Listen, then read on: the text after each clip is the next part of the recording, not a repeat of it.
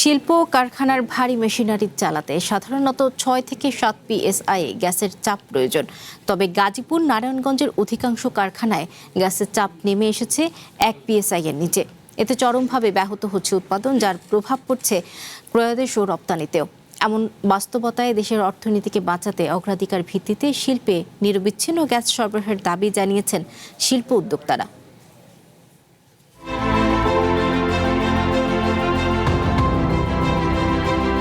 গাজীপুরের কোনাবাড়ের বিসিক শিল্পনগরী প্রায় 1 মাস ধরে তীব্র গ্যাস ও বিদ্যুৎ সংকটে এখানকার শিল্প প্রতিষ্ঠানের উৎপাদন নেমেছে অর্ধেকেরও নিচে। নিটিং, ডাইং, টেক্সটাইল কিংবা গার্মেন্টস, কোথাও নেই গ্যাসের স্বাভাবিক চাপ, আছে লোডশেডিং এর ভোগান্তিও।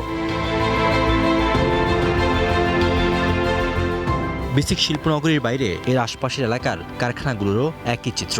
সক্ষমতা থাকার পরও গ্যাস সংকটে উৎপাদন কমেছে 75 থেকে 80% পর্যন্ত।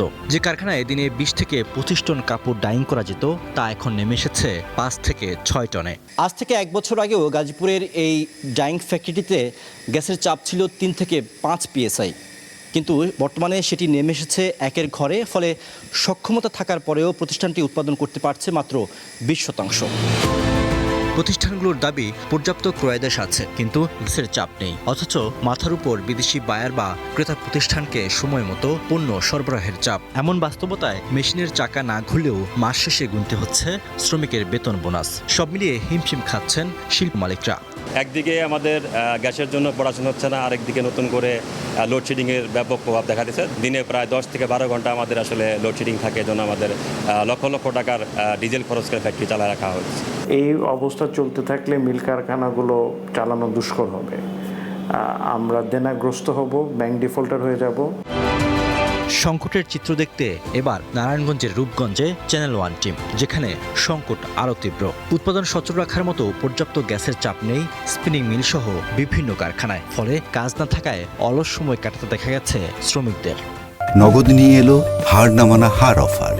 সর্বনিম্ন 10,000 টাকা রেমিটেন্স নগদে পাঠালে থাকছে স্বর্ণের হার জেতার সুযোগ।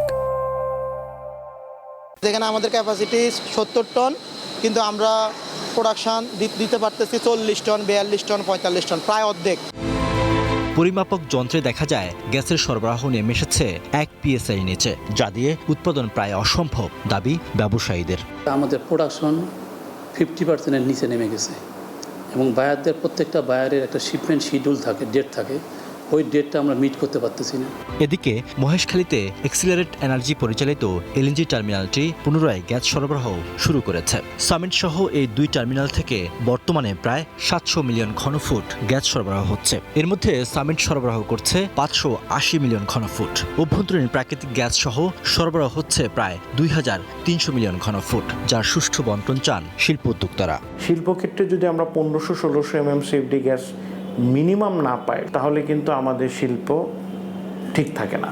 সো সরকারকে এখন প্রায়োরিটি বেসিসে এটা ডিসিশন নিতে হবে যে গ্যাসটুকু আছে সেক্ষেত্রে শিল্প কারখানাগুলো যাতে অগ্রাধিকার ভিত্তিতে পায়। সূত্র বলছে, নিয়মিত প্রক্রিয়ার বাইরে গিয়ে কম দামে এলএনজি কিনতে সরাসরি ক্রয় পদ্ধতিতে বেশ কিছু কার্গোর ক্রয়াদেশ দিয়েছিল জ্বালানি বিভাগ। এর মধ্যে আগস্টেই 4টি কার্গো আসার কথা, যার একটিও আসেনি। এতে তৈরি হয় ঘাটতি। ফলে টার্মিনাল তৈরি থাকলেও পুরোপুরি সরবরাহ করা যাচ্ছে না এলএনজি।